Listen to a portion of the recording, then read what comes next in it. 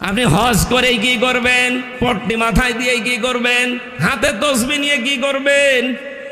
আবার বলে সকালবেলা উঠে আমি যাই নামাজ খুঁজি। কই ছেলেরা তো সে যাই নামাজ পায়নি। হ্যাঁ, বলছেন ফজরের নামাজ পড়ে কোরআন শরীফ পড়ে। কই কোরআন তো পাওয়া গেল না, যেটা পাওয়া গেছে ওটার নাম বলা যায় না। লাল পানি পাওয়া গেছে। এই দরবেশ রিমান্ডে খালি ডিম ওরে নাকি শুনলাম ডিম দেখিয়েছে, যায়নি। ডিম দেখিয়েই বলছে প্রতি 2 দিন সপ্তাহে এখানে আমাদের আড্ডা বসতো, লাল পানির আড্ডা। আপনি যাই নামাজ যদি খুঁজবেন, কোরআন শরীফ পড়বেন ফজরের পরে, এ পানির বোতল কিসের? না, আপনার কথার সাথে কাছের মিল নেই। বাচ্চারা ছেলে মেয়েরা যে যা পেয়েছে ওটা তো দেখানোর মতো কায়দা নেই। কথা বলেন ঠিক কিনা? ওনার দল যারা করতো তারা বলতো কি বলেন হুজুর, আমাদের নেত্রীর নাম কোরআনে আছে। কোরআনে তো ফেরাউনের নামও আছে। ফেরাউনের নাম নেই? নামটা তো ভালোই ছিল, কিন্তু নামটা এখন তামাম দুনিয়ার 257টা রাষ্ট্রে যে মানুষগুলো জানে যে বাংলাদেশ বলে একটা দেশ আছে, দেশের দায়িত্বে একজন ছিল, তার নাম হাসিনা। এই নামটা আল্লাহ তামাম পৃথিবীর 750 কোটি মানুষের কাছে ঘৃণিত বানিয়ে দিয়েছেন। আমার এই ছোট্ট জীবনে আমি যতগুলো দেশ ঘুরেছি, যেখানেই গেছি, যে ভাষার লোক বলেন, যে জাতির লোক বলেন, যে ধর্ময় মানুষ জিজ্ঞাসা যদি করে বাড়ি কোথায়, যদি বলি বাংলাদেশে, ওই একবারেই বলে যে ওই দেশে একটা হারামি আছে। অথচ আমি এখনো কিছু বলিনি, আন্দাজেই বলে। নামটা কিন্তু সুন্দর। এ পৃথিবীতে যাদের নাম সুন্দর ছিল, ইয়াজিদ নামটা খারাপ নাকি? কত সুন্দর একটা নাম, কিন্তু এই লোকটা জুলুম করার কারণে আল্লাহ পাক তার নামটা এত বেশি ঘৃণিত করে দিয়েছেন। একটা হিন্দুরে যদি বলেন ভাই ছেলে হয়েছে 5000 টাকা দেব, নাম রাখেন ইয়াজিদ, এটা নাম হলো? ওটা গালি। 1500 বছর আগে নামকে যদি আল্লাহ জুলুম করার কারণে গালি বানিয়ে দিতে পারে, 1500 বছর পর 2024 সালের 5 আগস্টের আগে যে জুলুমগুলো আপনি করেছেন, কালের বিবর্তনে আপনার নামটাও এ দুনিয়ায় গালি হয়ে যাবে। কি করেছেন আপনি বলেন তো? শরীর শিউরে ওঠে আমার এখনো। আমি 10টা দিন মাত্র মাঠের নিচে আয়না ঘরে ছিলাম, আমি পাগল হয়ে গেছি। অথচ ব্যারিস্টার আরমান আজ 10 বছর 8 বছর কাটিয়ে আসছে। আপনি কিন্তু জানতেন যে ইলিয়াস আলী কতদিন আগে মারা গেছে? অথচ তার মেয়েটার মাথায় হাত দিয়ে বলছেন তোমার বাবাকে আমি খুঁজে দেব। এত বড় চিটারি, বাটপারি, প্রতারণা, এত বড় মিথ্যা ধোঁকা আপনি দিতে পারলেন?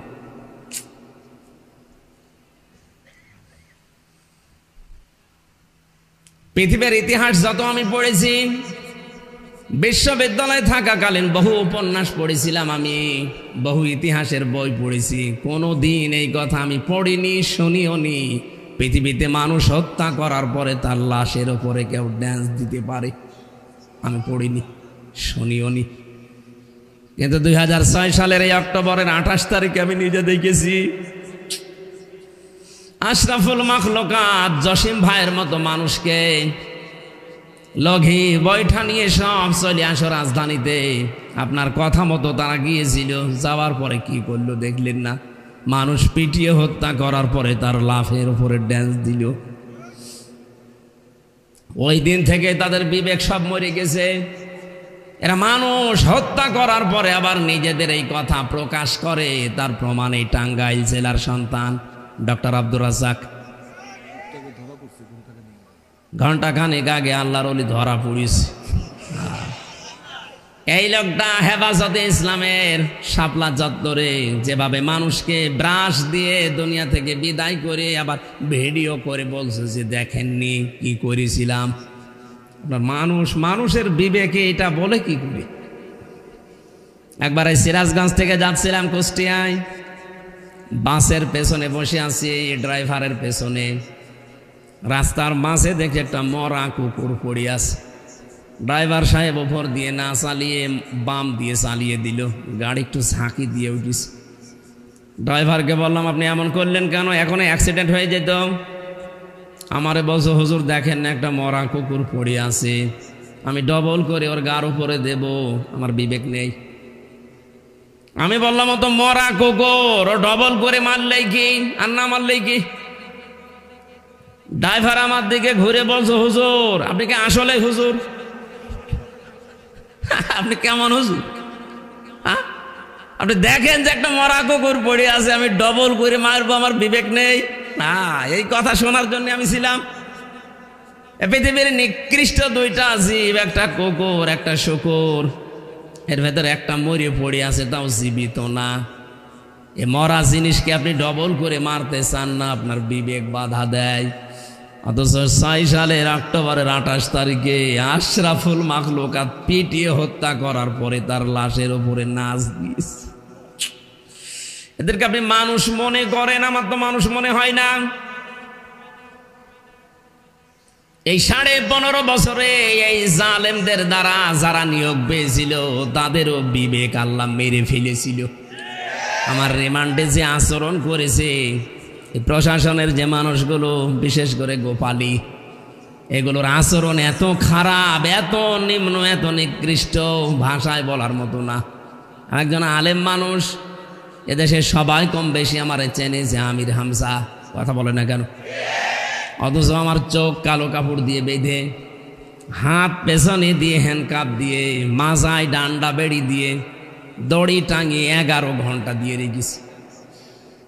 অথচ নিজেরাই বলছে আপনি কিছু করেননি, আমরা জানি, কিন্তু আমরা যা বলতে বলছে এগুলো বলা লাগবে, একটা কথা হইল।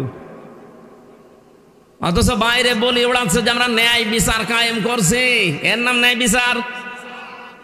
ভালো মানুষ বাড়ি থেকে আপনি ধরে নিয়ে গেলেন, অথচ পেপারে দিতে বলছেন যে ওরে আমরা ধরেছি কুষ্টিয়ার চৌড়হাট থেকে। ডাহা মিথ্যা কথা, এখান থেকেই মিথ্যা শুরু। পরের দিন আমার বাবাকে বলেছে যদি 10 লাখ টাকা না দেন 50টা মামলা দেব। আমার বাবা তো গ্রাম্য মানুষ, ও যা পেয়েছে আশপাশে সব বিক্রি করে বলেছে এই নেন, তাও 8 লাখ দিয়েছিল। ও শয়তানরা কথা নিজেরটা রাখে নাই, টাকা তো নিয়েছে, আবার আরেকটা মামলা দিয়েছে। আপনি এইরকম করলেন কি করে?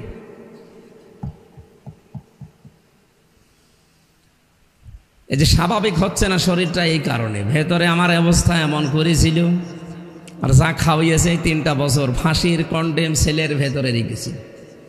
শরীর এত চেষ্টা করছে কিন্তু স্বাভাবিক হয় না। কিছুদিন পরে আবার রক্তের হিমোগ্লোবিন কি একটা আছে না, এটা কমে যাচ্ছে। এই জন্য শরীর ঘামতে দেয় না আমি। ডাক্তাররা বলেছে যদি শরীর ঘামে তাহলে আবার আপনি পড়ে যাবেন। এই যে 10 দিন বিছানায় পড়েছিলাম, ডাক্তার আমারে বলেছে আপনাকে কথা বলা লাগবে কম, 2 নম্বরে রাত জাগা যাবে না, ডায়াবেটিস 19-এর উপরে। এই জেলে যাওয়ার পরে এগুলো সব, আমার জীবনেও ডায়াবেটিস আমার বংশে নেই। চিন্তা এবং এই অত্যাচারের কারণে মানসিক একটা টেনশন আর নির্যাতন। রাত 10টার পরে বারবার বলে যে ঘুমিয়ে পড়বেন, নয়তো কিন্তু আবার বেড়ে যাবে। আবার এই 10 দিন না, তখন আবার বছরের পর বছর পড়ে থাকা লাগবে। আমি এই জন্য হাতে পায়ে ধরে কমিটিকে বলছি প্রত্যেক জায়গায় যে ভাই আপনি যাই করেন, আমি তো এমনি যেতে চাচ্ছি না, জোর করে আপনারা নিয়ে আসছেন, আমার রাত 10টার ভেতরে মাহফিল শেষ করা লাগবে। কথাও দিল যে হ্যাঁ ঠিক আছে। এখানে আসার পরে আমি সে মাগরিব থেকে বলছি যে আমরা রাত 10টার ভেতরে শেষ করবেন, আপনারা কথা রাখেন না। যে আবার যদি অসুস্থ হয়ে পড়ে যখন 10টা বাজে, ঝামেলা হবে না বলেন? প্রত্যেক দিন অনুষ্ঠানগুলো নিয়ে আছে বাংলাদেশের বিভিন্ন প্রান্তে প্রান্তে। আপনাদেরটাই নাকি, আর তারা মানুষ না? লক্ষ লক্ষ টাকা খরচ করে যদি না যায় তাদেরও একটা ঝামেলা, আমারও তো ক্ষতি। আশা করছে এটা রেকর্ড হচ্ছে, কালকেই সারা দেশে যাবে। কমিটির যারা আছেন দায়িত্বে, বাংলাদেশের যে জেলায় আমার মাহফিল আছে, আপনাদের আমি পায়ে ধরছি, আমি নিজে কন্ট্রোলে নেই। আমি তো আবার স্বাভাবিক থাকবো নাকি? আগামী থেকে যারাই নেন আমার রাত 9টায় তুলে দেবেন, 10টা 10:30টায় মাহফিল আমি শেষ করে দেব। নয়তো আমারে নেবেন না, অন্য হুজুর নিয়ে আসেন, আমারে নিয়েন না ভাই, আমারে মেরে ফেলবেন। আপনি গরু দিয়ে চাষ করে খাবেন, গরু যদি মরে যায়, আমার তো কিছু বেঁচে থাকা লাগবে। আশা করছে কথাটা রাখবেন। আমি পেশা বাদুর চামচিকার কথা বলেছিলাম এই কারণে যে এদের নাম শুনলেই বোঝা যাচ্ছে যে না এই চেহারা ভালো হবে না। এই জন্য রাতে অন্ধকার যখন সেয়ে যায় মানুষের শুধু ক্ষতি করে বেড়ায়। এই পৃথিবীতে যে মানুষগুলো শিরিক, বেদাত, কুফর এবং জুলুমের অন্ধকারের পথগুলো বেছে নিয়েছে, এই মানুষগুলো স্বাভাবিক না। দিনের আলো, কোরআনের আলো, ইসলামের আলো এদের সহ্য হয় না। এই মানুষগুলো তখন জুলুমের অন্ধকারের পথ বেছে নেয়। বেছে নিয়ে ঠিক থাকে, হাজারো মানুষকে বিনা কারণে ধরে, গুম করে আর আয়না ঘরে রাখে। আয়না ঘর নাম শুনেছে, মনে করছেন যে চারিদিকে আয়না দেওয়া। একটা জীবিত মানুষ মাটির নিচে 2-4 বছর 2-4 দিন 5 দিন পরে যদি ছেড়ে দেয় তো বাঁচা যায়। 8 বছর 10 বছর, আমি তো 14 বছরের মানুষও দেখেছি। ঢাকার একজন বিএনপি নেতার নাম আমার এখন মনে নেই, উনি অনেক দিন ওখানে আছে, এখন মনে হয় তাকে মেরে ফেলিস, এখন আর সে নেই। আপনি যেই লোকটা 8 বছর 10 বছর পরে এই কবর থেকে বের হয়ে আসছে, সেই লোকটা জানে না যে এখন কোন সাল, এটা যে 2024 সাল সে জানে না। এটাতে কোন মাস তার খেয়াল নেই, সে জানা নেই।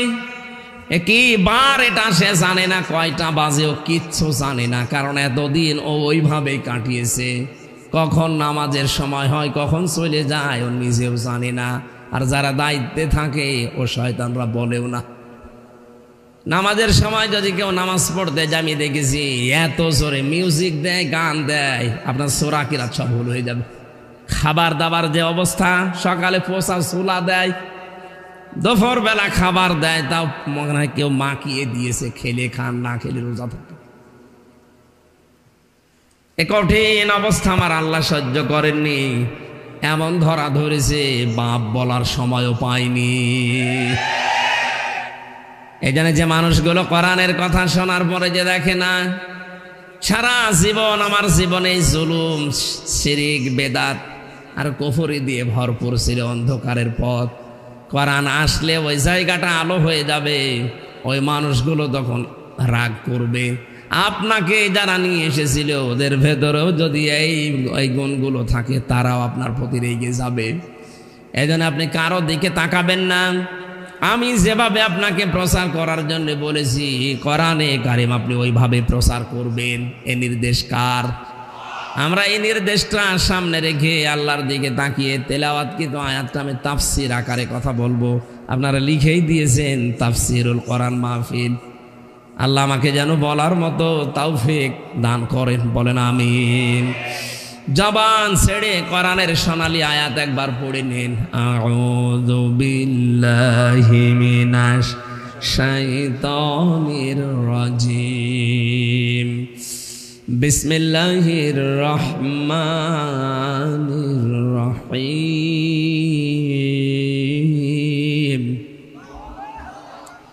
শারআ লাকুম মিনাদ-দীনি মা ওয়াসসা বিহি নূহা ওয়াল্লাযী আওহাইনা ইলাইক ইলা আখিরি আয়া। সূরা শুরা। কোন সূরা? বলেন সূরা শুরা 53টা আয়াত আছে। আমি 13 নাম্বার আয়াতটা পড়েছি। এর শাব্দিক অর্থ যত তাফসির আছে পৃথিবীতে, প্রত্যেকটি মুফাসসির শুরা শব্দের শাব্দিক অর্থ দিয়েছে পরামর্শ। এই যে যারা পরামর্শের ভিত্তিতে কাজ করেন না, নিজে যা মনে চায় তাই করেন, সে রাষ্ট্র টেকে না। এই দেশে 1628টা চেয়ার ছিল, একটা চেয়ারের শুধু হাত খোলা ছিল, বাকি 1627টা চেয়ার সব হাত বাঁধা ছিল। কারো পরামর্শের তোয়াক্কা করতো না, মনে যা চায় তাই করতো। এই কথা বলেন না কেন? আপনি বাস্তবে এইটাই দেখেছি আমরা। কত মানুষ বুঝ দিয়েছিল না, কারো বুঝ নেবে না, ওনার মনে যা আসে উনি তাই করবে।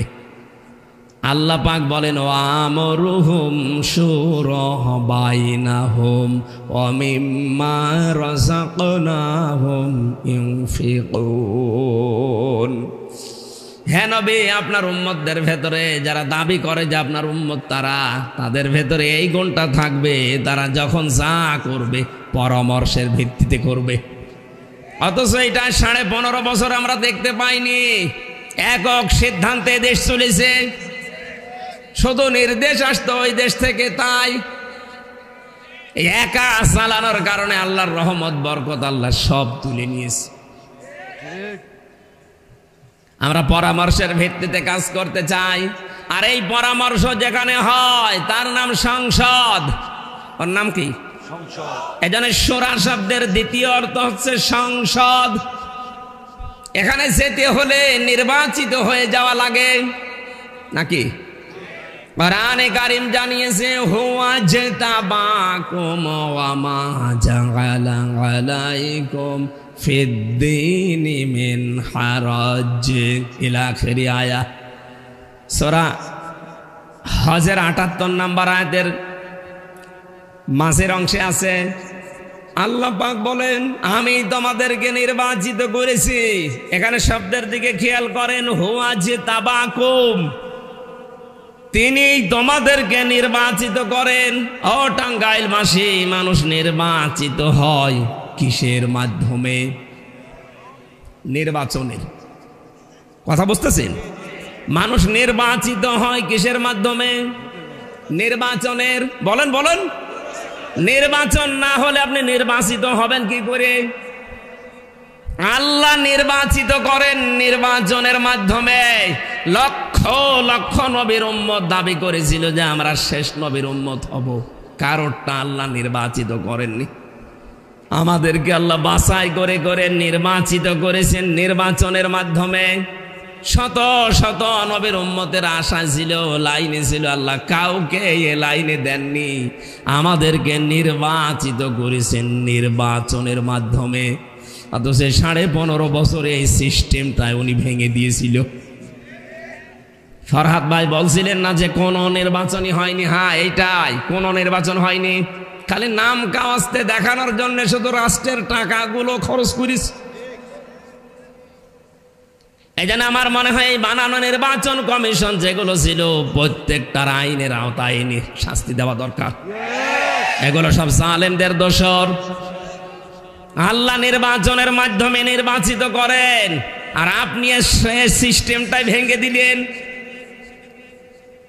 কে মামার বাড়ির আবদার পেয়েছে, বিনা প্রতিদ্বন্দ্বিতায় 154 জন পাশ করে বসে আছে, আর আমরা কি ঘাস কাটছি? আর বাকি যে অবস্থা দেখলাম রাতে, উনি দিনেরটা আগে করে ফেলিস। আমার সাথে যে ওসি সাহেব জেলখানায় ছিল, ওসি মুয়াজ্জেম, ওই যে নুসরাত হত্যা মামলার ফেনীর নাম শোনেননি? 8 বছর জেল হয়েছিল, আমার সাথে ছিল। আমারে বলতো মাঝে মাঝে, হুজুর এই যে নির্বাচন গেল, এই নির্বাচনে একেবারে ফজরের আজানের আগ পর্যন্ত আমরা সব আল্লাহর নাম নিয়ে কাজ করেছি। একেবারে সব শেষ করে গোসল করলাম, ওযু করলাম, এরপরে ফজরের নামাজ পড়ে ঘুমিয়ে গেলাম, কারণ কাজ সব সেরে দিয়েছি। আমি বলেছিলাম, আপনার এই নামাজ, এই রোজা, এই যে আপনি এখন ভালো মানুষ আর যে বেশ ধরেছেন, বিশ্বাস করেন আপনি মানুষের অধিকার নষ্ট করেছেন। আমার মতো হাজার লক্ষ হামজা এভাবে রায় দেওয়ার কথা ছিল, নির্বাচনের মাধ্যমে প্রতিনিধি নির্বাচিত করার কথা ছিল। অথচ আপনি এটা না করে আল্লাহর নাম নিয়ে সব অবৈধ কাজ আপনি বৈধ করে চালিয়ে দিয়েছেন। প্রশাসনের যে মানুষগুলো অন্তত এই জালেমকে টিকিয়ে রাখার জন্য এই পথ বেছে নিয়েছিল, তাদেরা যেন এই চেয়ারে আর বসতে না পারে। বৈষম্য বিরোধী ছাত্র আন্দোলনে যারা শহীদ হয়েছে, জীবন দিয়েছে, তাদের যে 9টা দফা যে তারা সংস্কার চায়, যেখানে বসে বসে এই 15.5 বছর দুর্নীতির আঁকড়া বানিয়েছেন, জুলুম নির্যাতনের একেবারে শেষ পর্যায়ে পৌঁছিয়ে গেছেন, এই চেয়ারে বসে থাকার যোগ্যতা এখন আর আপনার নেই। আমরা চাই এই 1628টা যে চেয়ার, একটা চেয়ারেও যেন কোনো জালেম আর বসে না থাকে। সবগুলোর সংস্কার চাই, এক কথা বলেন না কেন? সুতরাং যিনি দায়িত্বে আছেন, আমরা বারবার আহ্বান জানাচ্ছি, সংস্কার করেন। খুব তাড়াতাড়ি এদেরকে এখান থেকে বিদায় করে যারা এতদিন বৈষম্যের শিকার ছিল, ওএসডি হয়েছিল, তাদেরকে নিয়ে সে জায়গায় বসা, নির্বাচনের পরিবেশ তৈরি করে আবার জনগণের হাতে তুলে দিন। কথা বলে না কেন? কারণ নির্বাচিত করেন আল্লাহ নির্বাচনের মাধ্যমে। এটা কোরআনে কারিমে ইজতিবা শব্দ আছে। এই সিস্টেমটা যারা নষ্ট করে দিয়েছিল তাদেরকে আল্লাহ ছাড়বে কি করে? আপনি আল্লাহর বিধানে পরিবর্তন করে ফেলেছেন। আল্লাহ রাব্বুল আলামিন বলেন দিনের উপরে চলতে গিয়ে এই যে নির্বাচিত যে মানুষগুলো, এই মানুষগুলো যদি দিনের উপরে চলতে যায়, ইসলামের উপরে, বাধা বিপত্তি যত আসবে, যত ঝামেলা ষড়যন্ত্র হবে, সব আমি আল্লাহ নিজে ওগুলো সরিয়ে দেব। এজন্য সত্য সত্যই যারা দিনের উপরে চলতে চায়, ইসলামকে টিকিয়ে রাখার জন্য যারা মা মন প্রাণ দিয়ে জান প্রাণ দিয়ে চেষ্টা চালায়, দেখবেন বিপদ আপদ মুসিবত আসলে এই মানুষগুলো ভেঙে পড়ে না, ঠিক দাঁড়িয়ে থাকে। এই কথা বললেন এখন? কারণ এগুলো দাঁড়িয়ে থাকার পেছনে যে ভূমিকা আছে, সে ভূমিকা কার? আমি নিজে কোনোদিন টিকে থাকা সম্ভব না। মুফতি জসিমউদ্দিন রহমানী বলে একজন আলেম ছিল আমাদের সামনের বিল্ডিং এ।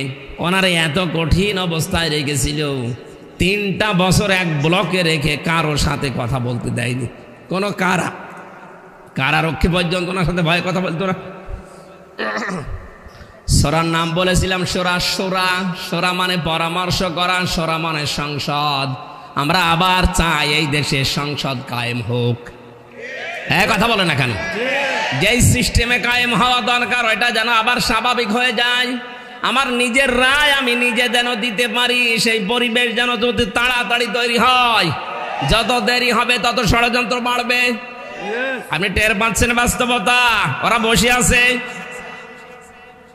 কত রকমের চেষ্টা চালাচ্ছে আবার চট করে ঢুকে পড়ার জন্য। আপনি আসেন, চট করে ঢোকেন। আমার যে 3 বছর, আর ব্যারিস্টার আরমানের 8 বছর, আর ইলিয়াস আলী তো গেছে আল্লাহর কাছে।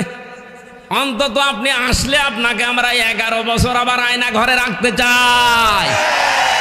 এরপরে বাকি যা করবেন। আমি যতটুকু বাস্তবতা বুঝেছি, আমার ওই ছোট মেয়ে যেটা 4 বছর এখন বয়স, ওই সময় ওর 1 বছর ছিল, ওর যে ঘৃণা, যে রাগ, এই নামটা শুনলে ও এমনি রেগে যায়।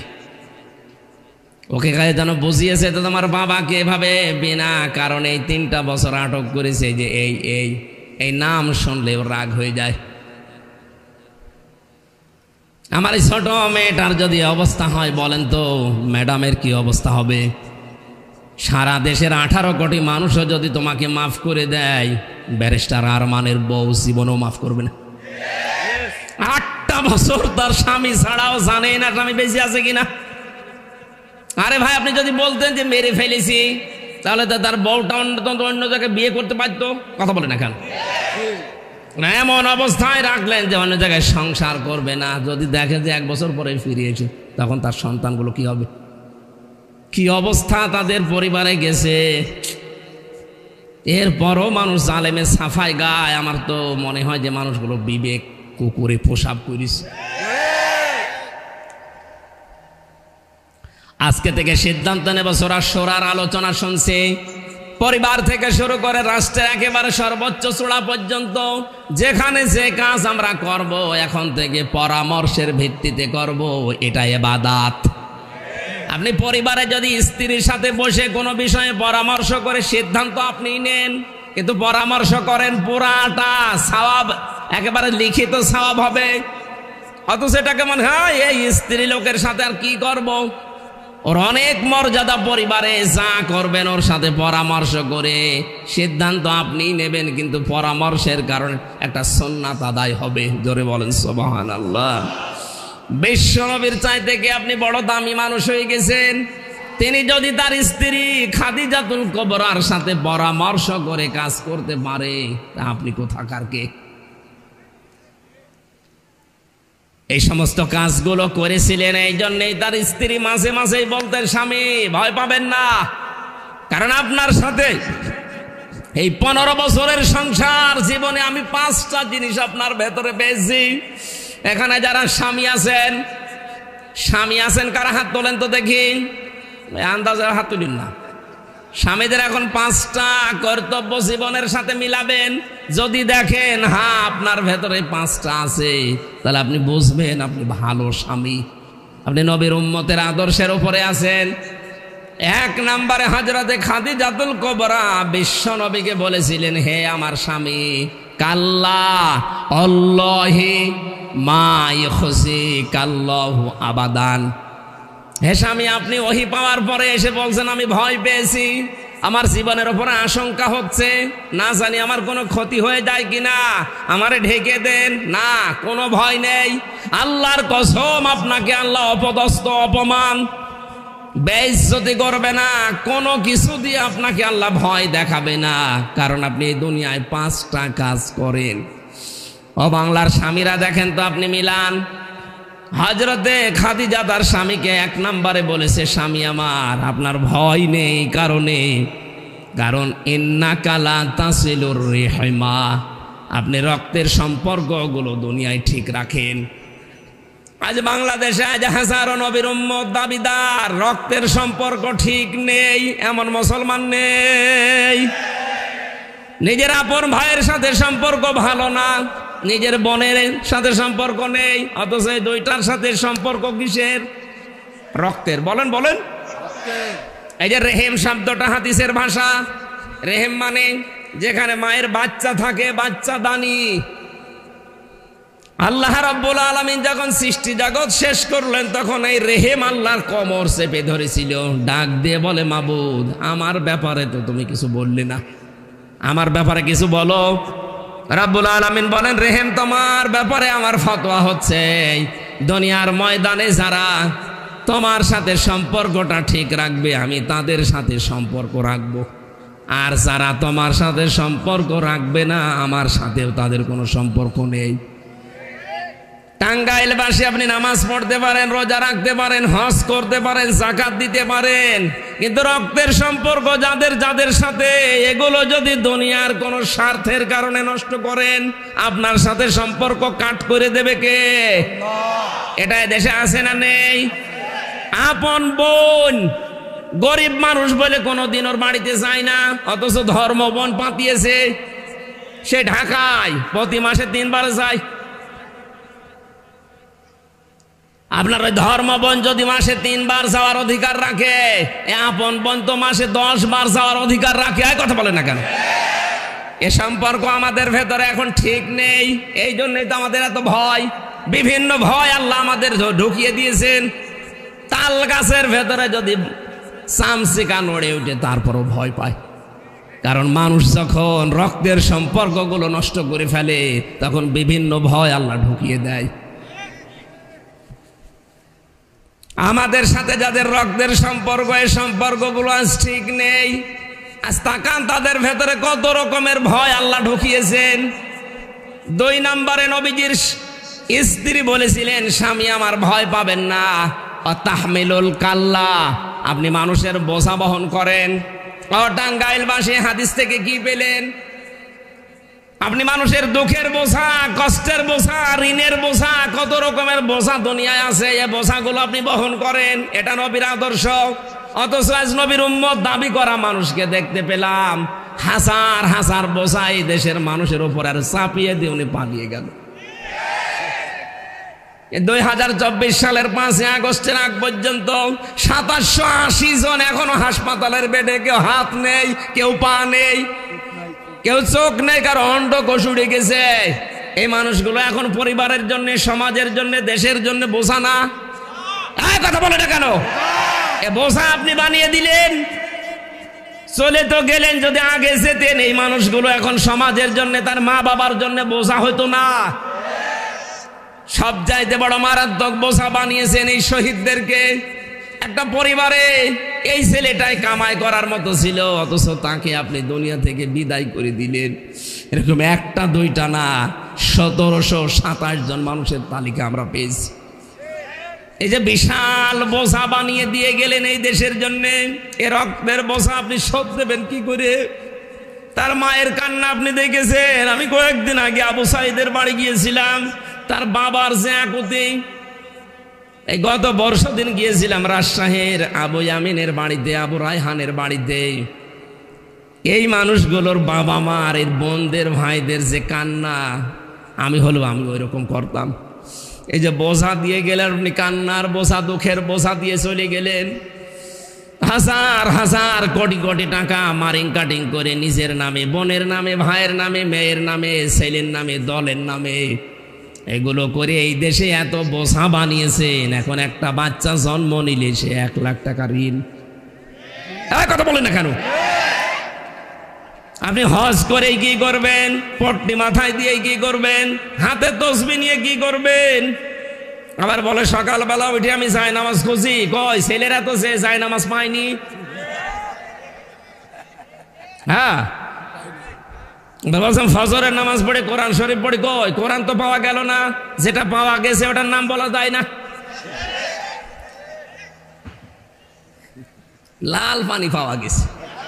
এই দরবেশ রিমান্ডে খালি ডিম ওরে নাকি শুনলাম ডিম দেখিয়েছে, দেয়নি। ডিম দেখিয়েই বলছে প্রতি 2 দিন সপ্তাহে এখানে আমাদের আড্ডা বসতো, লাল পানির আড্ডা। আপনি যাই নামাজ যদি খুঁজবেন, কোরআন শরীফ পড়বেন ফজরের পরে, এ পানির বোতল কিসের? না, আপনার কথার সাথে কাছের মিল নেই। বাচ্চারা, ছেলে মেয়েরা যে যা পেয়েছে ওটা তো দেখানোর মতো কায়দা নেই। কথা বলেন ঠিক কিনা? কি হলো এত টাকা পয়সায় যে দরবেশের কি হয়েছে বলেন তো? বাংলাদেশের শ্রেষ্ঠ ধনীর তালিকায় তার নাম ছিল, অথচ এখন শুয়ে আছে আমার মতোই 3 বছর যেভাবে ছিলাম, বিনা এই তোষক নেই সেখানে, এই যে ফ্লোরের উপরে থাকা লাগে। যত মামলা তার বিরুদ্ধে এই দেশের মানুষ দিয়েছে, যদি প্রতিটি মামলার রায় দেওয়া হয় তোর মনে হয় আর একবার জন্ম নিয়ে জেল খাটা লাগবে। এই যে শাহজাহান জল্লাদ যে মরে গেল, প্রথম দিন যাওয়ার পরে শয়তানের সাথে আমার দেখা, একেবারে সেই রকম করে বলছে, হুজুর আমার নাম শাহজাহান জল্লাদ। শাহজাহান জল্লাদ মানে? ওই সময় শুনলাম 50-58টার উপরে নাকি লোকটা ফাঁসি দিয়েছে। চেহারাও এরকম ভয়ঙ্কর ছিল, দাড়ি তো নেই, মোষ এরকম পাকানো। বললাম কয় বছর জেল হয়েছে আপনার? 130 বছর। 130 বছর, তারপর আবার মুখ দিয়ে বলছে 30 বছর জেল কেটে বের হয়েছিল। পাশের জেলে একজনের নাম শুনলাম মুকিম গাজী, ও 158 বছর ওর জেল। ও বাঁচবে কয় বছর? ও তো মনে হয় পুরা জেল কেটে যদি বের হওয়া লাগে আর একবার জন্ম নেওয়া লাগবে। যেগুলো ধরা পড়েছে আপনার এই জেলার, আজকে এই ঘন্টা খানিক আগে যিনি ধরা পড়েছে, এ লোকটা যা করেছে প্রমাণ সব কিন্তু আছে দেশে, কারণ তার নিজের মুখের স্বীকৃতি। শাপলা চত্বরে সাফ করা হয়েছে। এই যে গণহত্যার কারণে যদি বিচার হয়, যত বছর জেল হবে, এ যে হায়াত আছে এ হায়াতে হবে না, আরো এরকম ডবল হায়াত লাগবে। মানুষের বোঝাগুলো আজ হাজার হাজার মানুষের বোঝা তৈরি করে দিয়ে গেলেন। নবীর উম্মত দাবি করলে বোঝা আরো মানুষের হালকা করা লাগবে। মানুষের কর্মসংস্থান তৈরি করে দেন, হাজারো মানুষের বোঝা হালকা হবে। একটা পরিবারে যদি 5টা মানুষ থাকে, 2 জনের কর্মজীবন তৈরি হয়, 5 জনের সংসারে 2 জনের কারণে চলে। বাংলার মুসলমানের আহ্বান জানাচ্ছে, আপনাকে আমি দান করতে বলি না, কিন্তু আপনার যদি টাকা থাকে টাকাগুলো এমন এমন কাজ করেন যেই কাজের দ্বারা আরো 5 জন, 10 জন, 50 জন মানুষের কর্মসংস্থান তৈরি হয়। এটা পৃথিবীর সবচাইতে বড় ইবাদত। খায়রুন নাস মাইয়ানফাউন নাস। নবীজি বলেন আল্লাহর দৃষ্টিতে, আমার দৃষ্টিতে বড় ভালো মানুষ ওইটা যেই মানুষের দ্বারা মানুষের উপকার হয়। সুবহানাল্লাহ বলতে পারেন না? এদেশের দায়িত্বে যারা আসবে তারা জানি এই কাজটা খুব ভালো করে করেন। মানুষের কাছে হাত পাতার দরকার নেই। টাকাগুলো নিয়ে বেগম পাড়া বানিয়ে আপনি কি করলেন? কে থাকবে? আপনার তো বেগম নেই। এই যে কালা মানিকের শুনলাম বিসি উড়ে গেছে, ওর বেগম থাকবে? ওর চেহারা যতই সুন্দর হোক, বিসি নেই, ওর বউ থাকবে কি করে? কি করেছিল লোকটা এই জালেমদের কথা মতো বিচার ব্যবস্থাকে? এর মতো কলুষিত এই দেশে আর কেউ করে নাই।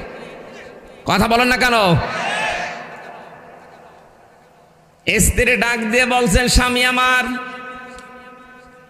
তাকসে বল মা দোমা, আপনি বস্ত্রহীনকে বস্ত্র দান করেন, যারা উলঙ্গ হয়ে থাকে, অর্ধ উলঙ্গ হয়ে থাকে, মানুষের পোশাক আশাকের ব্যবস্থা করেন। আজ হাজারো মানুষের কর্মসংস্থান থেকে তৈরি করে মানুষের যাদের বস্ত্রের অভাব আছে, অন্যের অভাব আছে, এই চাহিদাগুলো যারা মেটানোর জন্য কাজ করছে, সে যে দলের লোক হোক, এই মানুষগুলোই নবীর উম্মত। তারাই মাত্র এই দেশে যারা আছে, এই মানুষগুলোই শ্রেষ্ঠ স্বামী। তাদের ভয় লাগবে না, কেউ ভয় দেখাতেও পারবে না। আপনি মেহমানদারি করেন। আরে ভাই, মেহমান তো আমরাও ছিলাম 3 বছর। যুদ্ধবন্দীদের সাথে যা আচরণ করেছে এই দেশে এই 15.5 বছরে, কারাবন্দীদের সাথে ওই রকম আচরণ ওরা করতে পারে নাই। যুদ্ধবন্দী আর কারাবন্দী আকাশ পাতাল। আমরা কি যুদ্ধবন্দী ছিলাম না কারাবন্দী?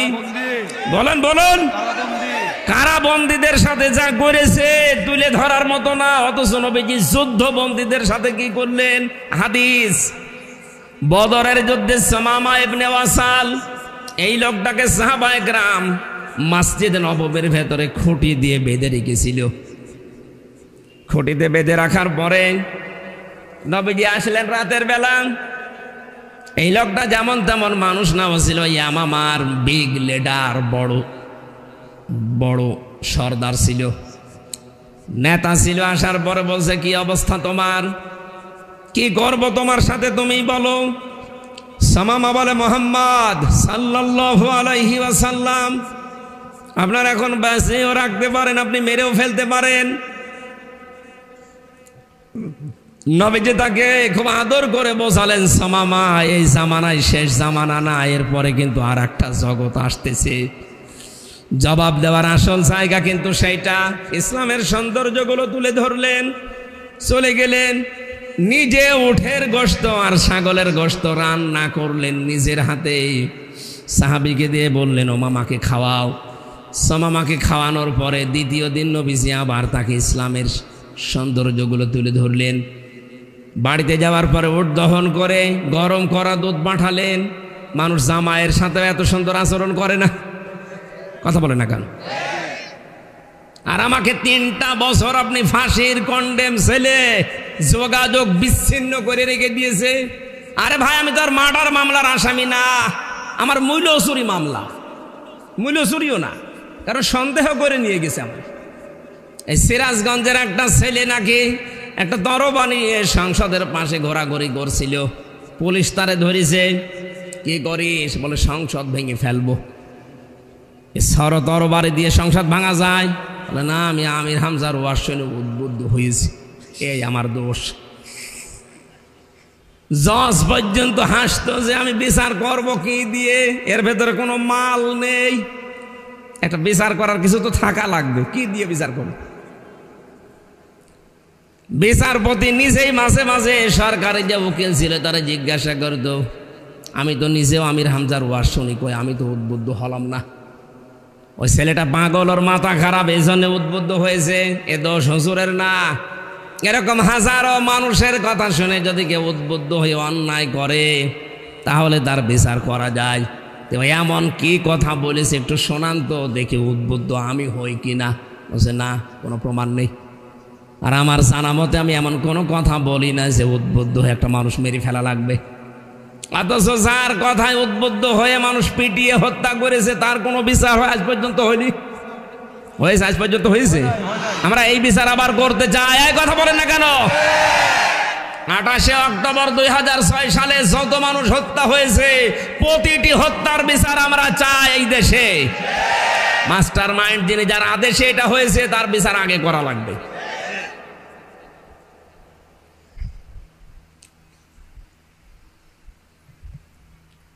যুদ্ধবন্দীর সাথে আচরণ করার পরে তৃতীয় দিন নবীজি বললেন, যা আবার ছেড়ে দাও।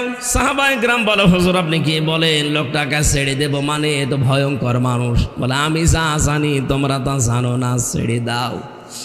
ছেড়ে দেওয়ার পরে লোকটা যাচ্ছিল ইয়ামামায়। হঠাৎ মদিনার শেষ প্রান্তে যে একটা কুয়াতে গোসল করার পরে তার মনের ভেতরে আল্লাহ পাক পরিবর্তন দিয়েছে নবীর ওই 2 দিনের দাওয়াতে।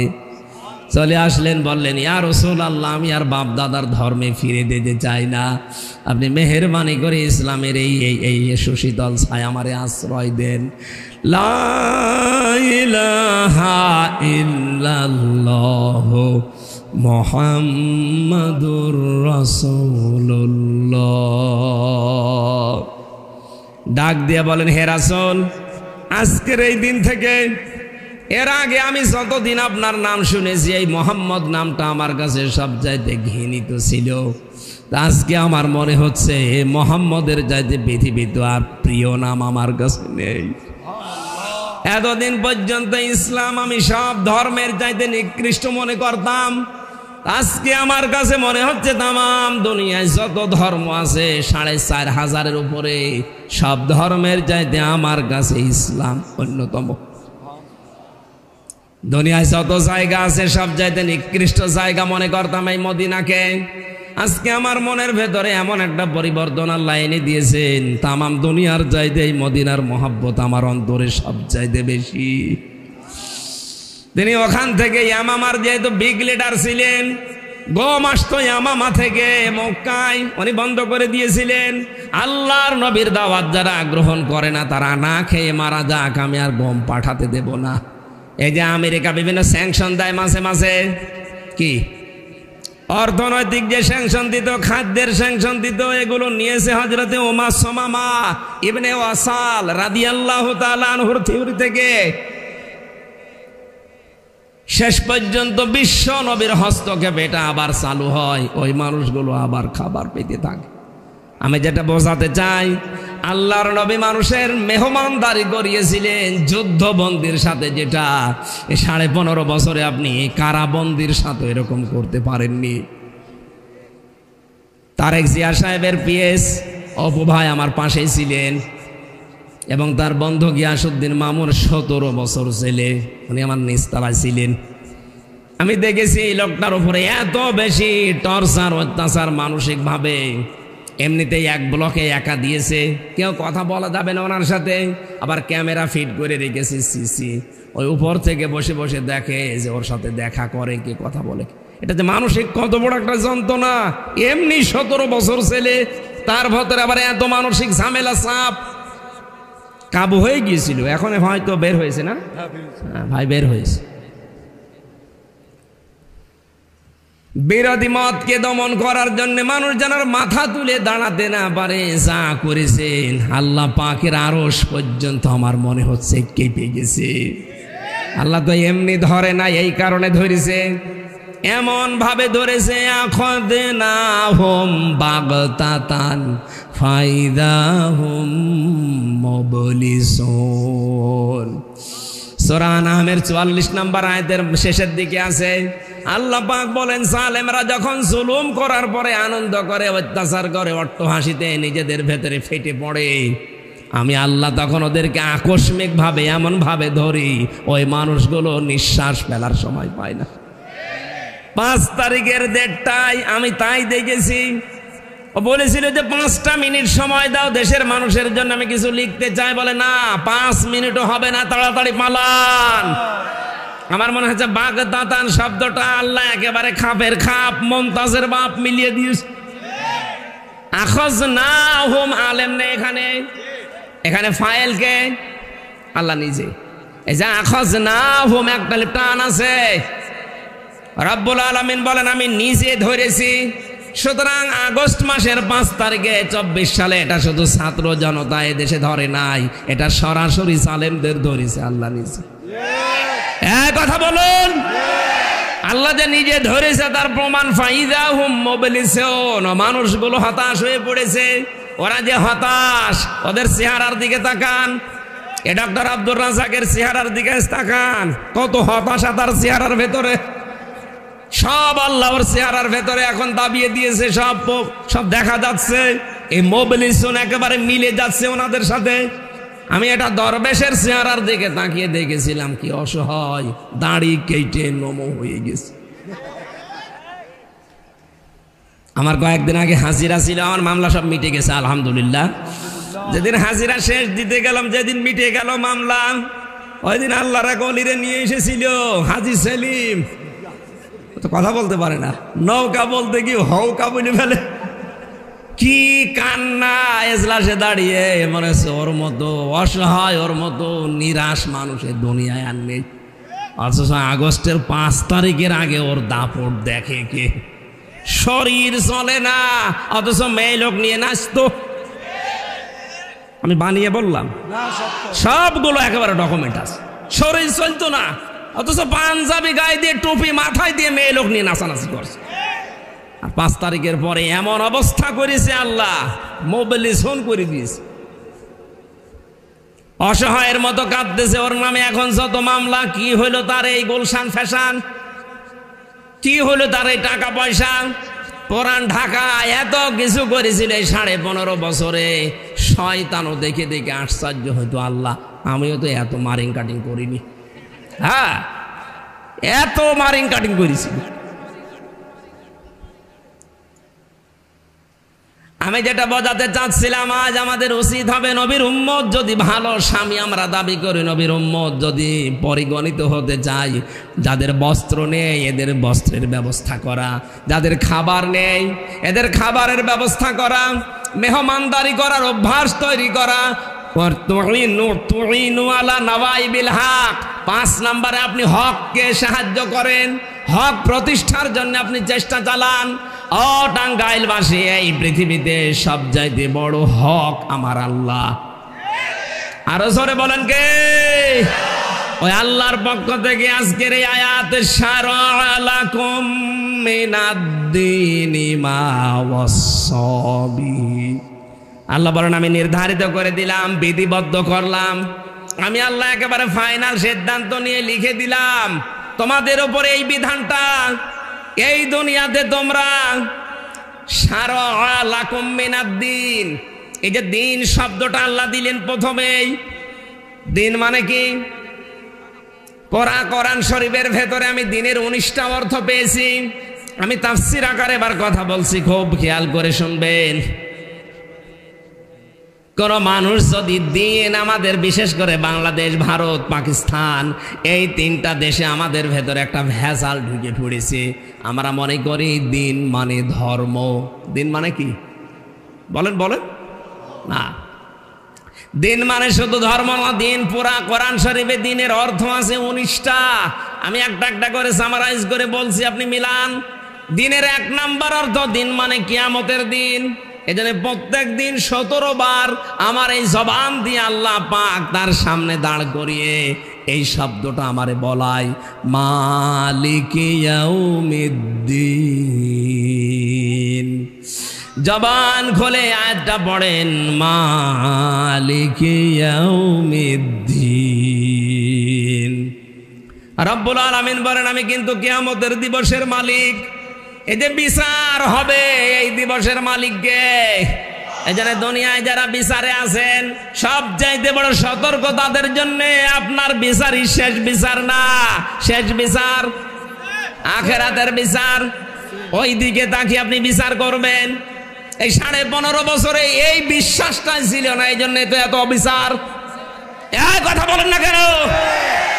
মার্ডার করার পরে আপনার কোনো বিচার হয় না, অথচ বিনা কারণে মানুষকে আন্দাজে উল্টা পাল্টা মামলা দিয়ে। খালেদা জিয়ার নামে যে মামলা দিয়েছিল, এতিমের সম্পদ আত্মসাৎকারী, শয়তান বিশ্বাস করবে? তার কি এত অভাব পড়ে গেছে যে এতিমের সম্পদ আত্মসাৎ করা লাগবে? অথচ যেই টাকা পয়সা তিনি ব্যাংকে রেখেছিলেন, ওইটা যার কথা বলা হয় যে এই টাকা উনি আত্মসাৎ করে, তার 4 ডবল টাকা বেড়ে গেছে। আরো তো পুরস্কার দেওয়ার দরকার ছিল। অথচ এই মুরব্বী মানুষটার এরকম উল্টা পাল্টা মামলা দিয়ে দেশের বাইরে পর্যন্ত চিকিৎসার জন্য দিতে দিল না, ধুকে ধুকে তারা মারার প্ল্যান করিস। এই কথা বলছে না কেন? আমার কথা হচ্ছে এখানে মালিক ইয়াউমিদ্দিন, আমরা আসলে দিন মানে যে কিয়ামতের দিন, এটা অনেকে জানি না। দিনের দ্বিতীয় অর্থ বেশি, দিন মানে জীবন ব্যবস্থা। দিন মানে কি? আলিয়াউমা আকমালতু লাকুম দীনাকুম ওয়া আতমামতু আলাইকুম নি'মাতি ওয়া রাদিতু লাকুমুল ইসলাম দীনা। সূরা মায়েদার 3 নম্বর আয়াতে আছে আল্লাহ পাক বলেন, আজকের এই দিনে আমার যে জীবন ব্যবস্থা এটা আমি পরিপূর্ণ করে দিলাম। যত নিয়ামত আছে আমার সব আমি তোমাদের জন্য শেষ করে দিলাম। কিয়ামত পর্যন্ত আমার পক্ষ থেকে আর কোনো কথা তোমাদের জন্য যাবে না, সব আমি আল্লাহ কোরআনে কারিমে দিয়ে দিলাম। রাদিতু, আমি নিজে রাজি হয়ে গেলাম, লাকুমুল ইসলাম দীনা, তোমাদের জন্য একটা জীবন ব্যবস্থা, তার নাম ইসলাম। সুতরাং দিন শব্দের দ্বিতীয় অর্থ হচ্ছে জীবন ব্যবস্থা। এই দুনিয়াতে আপনি কি কাজ কিভাবে করবেন এটা দিনের কাছ থেকে নেওয়া লাগবে। এটা যদি টয়লেট করা হয় তাও দিনের কাছ থেকে। কথা বলে না কেন? কেউ যদি বাম পা দিয়ে টয়লেটে প্রবেশ করে, আল্লাহুম্মা ইন্নী আউযু বিকা মিনাল খুবুসি ওয়াল খাবাইস, 8-10 মিনিট আপনি কাজ সারলেন। ডান পা দিয়ে বের হওয়ার সময় বলা লাগবে গফরানাক আলহামদুলিল্লাহিল্লাযী আযহাবা আন্নিল আযা ওয়া আফানি। এই কথা বলে না কেন? কি বললেন বলেন তো? এই যে 8-10 মিনিট আপনি বললেন, এখানে বসে বসে আছেন, যাওয়ার সময় নবীজির তরিকাটা বাম পা দিয়ে, বের হওয়ার সময় ডান পা দিয়ে 2টা দোয়া পড়েছিলেন। আল্লাহর নবী জানিয়েছেন আমার উম্মতেরা আমার এই সুন্নাত অনুযায়ী 8-10-15-20 মিনিট যা এই কাজ করেছে পুরাটাই ইবাদত। কারণ আপনি দিন মতো করেছিলেন এই কাজটা। বাংলার মুসলমানেরা এখনো হুঁশ আসে না আপনার। টয়লেটের মতো এরকম নিকৃষ্ট কাজ যদি রাসূলের তরিকায় করার কারণে এটা পুরাটাই দিন হয়ে যায়, ইবাদত হয়ে যায়। বিশ্ব নবীর 63 বছরের জীবন পড়ে আছে। কথা বলে না কেন? তিনি 10 বছর এই কোরআন দিয়ে সমাজ রাষ্ট্র চালিয়েছিলেন। কথা বলেন। তাহলে এইটা চালাবে কি আপনার দাদা, আপনার বাবা? আপনাকে এটা দিয়ে চালানো লাগবে না রাসূলের মতো। ওনার টয়লেট করা আপনি দিন মনে করেন, ইবাদত মনে করেন, ওনার রাষ্ট্র চালানো রাজনীতি মনে করেন। আপনি মানুষ। আমরাও চাই এইটাই রাসূলের টয়লেট যেমন ইবাদত, ওনার 40 থেকে 63 এই 23 বছরের পরাটাও ইবাদত। আমরা চাই এটাও যেন দিনের আদলে হয়। এই কথা বলেন, এটা জান কি না? এই 53 বছরে এটা আজ কায়েম নেই। এই জন্য আমরা টয়লেটে গেলে, মসজিদে গেলে ভালো লাগে। কিন্তু পৃথিবীর জমিন চালাতে হবে একেবারে ইউনিয়ন থেকে শুরু করে সংসদ পর্যন্ত আল্লাহর এই বিধান মতো রাসূলের ওই তরিকায়। এইটাও দিন। এটাও কি এই দিন? আমরা আজ বুঝি না। এই বোঝাতে গেলেও কিছু মানুষ বুঝতে চায়, কারণ সারা জীবন তো আমাদের সামনে ওইভাবে আলোচনা হয়েছে। বাবা বাজার থেকে একটা মাছ নিয়ে আসবে, কিন্তু দোকানদার বলছে দেখেন এটা কিন্তু 4 কেজি ওজন। এই বোয়াল মাছ আপনি যদি নিতে চান তাহলে কেটে কেটে নিতে পারেন 1 কেজি। পিস পিস করে দিয়েছে। বাড়িতে নিয়ে আসার পরে মেয়ে যখন দেখেছে বলছে বাবা কি? বলছে বোয়াল মাছ। মেয়ে মনে করছে বোয়াল মাছ মনে হয় এতটুকুই হয়। দ্বিতীয় দিন আবার 1 কেজি নিয়ে এসেছে, বলছে বাবা কি? বোয়াল মাছ। ও মেয়ের বিশ্বাস যে বোয়াল মাছ এতটুকুই। তৃতীয় দিন একেবারে 2 কেজি ওজনের একটা বোয়াল ঘাড়ে করে নিয়ে আসতেছে। ডাক দিয়ে বলছে আব্বা এটা কি? বলছে বোয়াল মাছ। মেয়ে বলছে না এ বোয়াল আমি খাবো না, এ বোয়াল নেব না, এটা বোয়াল না। আগে জানিয়ে এসেছিল ওটা কি বোয়াল। কথা বলছে না কেন? ওটা বিড়ালের পুষ। এখন যেটা নিয়ে এসেছে পুরাটা একটা বোয়াল মাছ। এতদিন পর্যন্ত আংশিক ইসলামের কথাবার্তা আমরা শুনেছি, পূর্ণাঙ্গ দিনের কথা শুনলেই মানুষ মনে করে এটা আমি খাবো না, নেব না। কারণ আমাদের অভ্যাস হয়ে গেছে 53 বছর বোয়াল মাছ মনে হয় এতটুকু।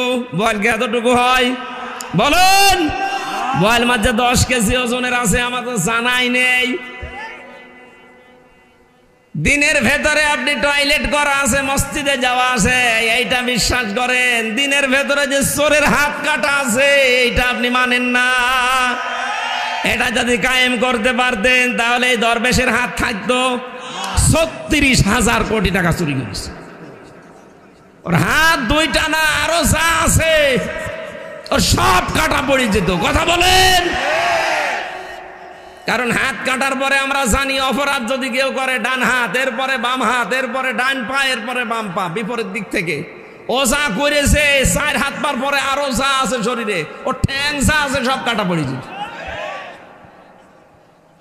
এই জন্য ওরা চায় না যে কোরআনের এই যে দিন মানে যে জীবন ব্যবস্থা, এটা যেন মানুষ না জানে। এটা আমরাও জানাতে পারি নাই, মানুষও জানে না, আর জানতেও দিতে চায় না। এইভাবে দিনের ব্যাখ্যা বললে ওরা বলে হুজুর রাজনীতি, এই জন্য অনুমতি দেয় না। আরে শয়তান, এইটাই আসল দিন, এইটাই আসল জীবন ব্যবস্থা। দিনের 3 নম্বর অর্থ, দিন মানে ধর্ম, যেটা আমরা মনে করছি। হ্যাঁ, এটাও আছে সূরা আলে ইমরান 3 নম্বর পারা 13 নম্বর না 11 নম্বর পৃষ্ঠা 4 নম্বর লাইনের 19 নম্বর আয়াতে আছে প্রথম অংশে, ইন্নাদ-দীনা ইনদাল্লাহিল ইসলাম। আল্লাহ পাক বলেন অবশ্যই আমি আল্লাহর কাছে মনোনীত ধর্ম ইসলাম। মনোনীত ধর্ম কি? দিনের 4 নম্বর অর্থ পেয়েছি আমি রাষ্ট্রীয় আইন। কি বললাম? বলেন বলেন। সূরা ইউসুফের 76 নম্বর আয়াতের মাঝের অংশে এটা পাবেন, মা কানা লিয়াখুযা আখাহু ফি দীনিল মালিকি ইল্লা আইয়াশা আল্লাহ। 2 নম্বরে সূরা মুমিনের 26 নম্বর আয়াতে আছে, ওয়াকালা ফিরআউনু দারুনি আকতুল মূসা ওয়ালিয়াদউ রাব্বা ইন্নী আখাফু আইয়ুবাদদিলা দীনাকুম আও আইয়ুযহিরা ফিল আরদিল ফাসাদ। হযরতে মুসার দাওয়াতের পরে ফেরাউন বলেছিল আমারে তোরা ছেড়ে দে, আমি মুসাকে হত্যা করব, সে তার রবকে ডাকুক। আমি আশঙ্কা করছি সে আমার দিনকে পাল্টিয়ে দেবে।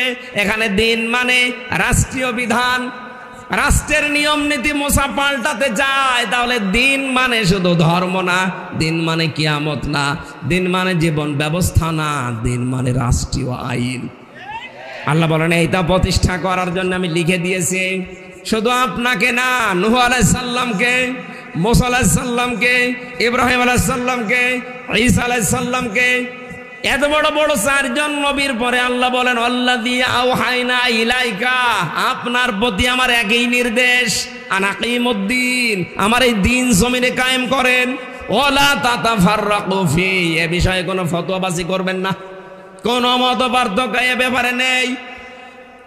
আপনার রাজনৈতিক আদর্শ আলাদা থাকতে পারে, আপনি আলাদা পীরের মুরিদ হতে পারেন, আপনি জীবন চিল্লায় যেতে পারেন, কিন্তু আপনার টার্গেট থাকা লাগবে এই জমিনে আল্লাহর এই দিন কি করে কায়েম করা যায়। কারণ এটা কায়েম হলেই পূর্ণাঙ্গভাবে ইসলাম মানা যাবে। যতদিন কায়েম হবে না এদেশে ইসলাম মানা সম্ভব নয়, যতই চেষ্টা করেন। কাবুরা আলাল মুশরিকিনা মা তাদউহুম ইলাইহি, এই একত্ববাদের এই দিনের ডাক দেওয়ার পরে আল্লাহ বলেন সবচাইতে বেশি খারাপ লাগবে মুশরিকদের কাছে। সুতরাং আমার এই দাওয়াত শোনার পরে মুসলমানদের আনন্দ লাগবে, আর খারাপ লাগবে কাদের? আপনি কি মুশরিক? আল্লাহু ইয়াজতাবি ইলাইহি মাইয়াশা, আল্লাহ পাক যাকে নির্বাচিত করেন তাকে এই দিন প্রতিষ্ঠার কাজের জন্য কবুল করেন। ওয়াহদি ইলাইহি মাইয়ুনিব, এবং তিনি তার দিকে যে অভিমুখী হয়, তার দিকে যে ফিরে যাওয়ার চেষ্টা চালায়, মহান আল্লাহ পাক ওই মানুষটাকে তার দিনের দিকে এগিয়ে দেন। আল্লাহ আমাদেরকে যেন তার দিনের খাদেম, দিন কায়েমের জন্য যেটা করা দরকার, শুধুমাত্র এই দেশে সৎ হলে হবে না, যোগ্যতা সম্পন্ন হওয়া লাগবে আমাদের। আমরা সারা জীবনে এইটা শোনেন, সারা জীবন আমরা শুনেছি ইন্নাল্লাযীনা আমানু ওয়া আমিলুস সলিহাত, যারা ঈমান আনে আর আমলে সালেহ করে, কানাত লাহুম জান্নাতুল ফিরদাউসি নুজুলা, তাদের জন্য আল্লাহ জান্নাতুল ফিরদাউস রেখে দিয়েছেন, মেহমানদারি করাবেন। কিন্তু আয়াতের বাস্তবতা কি? ঈমান আনার পর সালেহ শব্দের শাব্দিক অর্থ কিন্তু শুধু সৎ না, শুধু নেক আমল না, সালেহ মানে যোগ্য। সালেহ মানে কি? সুতরাং সৎ তো হওয়াই লাগবে এবং যোগ্যতা সম্পন্ন হওয়া লাগবে। আজ আমাদের ওই যোগ্যতা ওই পর্যন্ত পৌঁছাতে পারছে না, এই জন্য রাষ্ট্রীয় যে দিন, জীবন বিধান, এটা আল্লাহ আমাদের হাতে তুলে দিচ্ছে না। এই জন্য আমাদের সৎ হওয়া লাগবে, পাশাপাশি যোগ্য হওয়া লাগবে। কথা বুঝতেছেন? তাহলে আপনার মেহমানদারির জন্য আল্লাহ জান্নাতুল ফেরদাউস বানিয়ে রাখবে। আবু হুরায়রা থেকে বর্ণিত হাদিস, যে ব্যক্তি মরে গেল কিন্তু তার মনের ভেতরে এই কামনা ছিল না যে আল্লাহর জমিনে আল্লাহর দিন কায়েম হোক, নবীজি বলেন লোকটা মরবে মুনাফিক হয়ে। আল্লাহ আমাদেরকে যেন বাঁচিয়ে দেন, বলেন আমিন। আমার গলা ব্যথা করছে, আমরা শেষ করে দিলাম, 11টা বাজে। আল্লাহুম্মা আমিন।